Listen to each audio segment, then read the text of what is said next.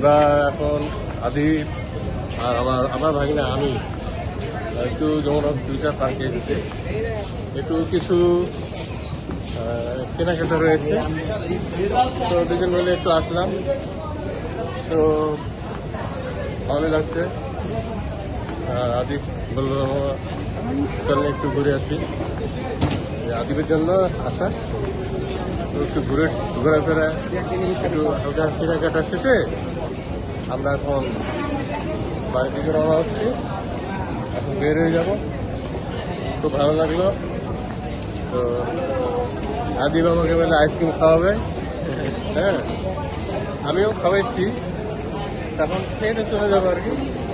তো সবাইকে শুভেচ্ছা ও অভিনন্দন।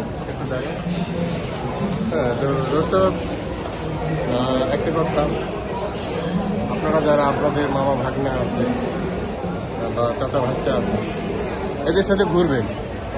কারণ এই জেনারেশন মামা ভাগনা, চাচা ভাস্তিজা, হ্যাঁ খালা মামা, মামা মামি, এই সম্পর্কগুলো কেন যেন একটু পাতলা হয়ে যাচ্ছে, হালকা হয়ে যাচ্ছে, কেন জানি কানেক্টিভটা মানে কানেকশন যোগাযোগটা একটু কমে গেছে।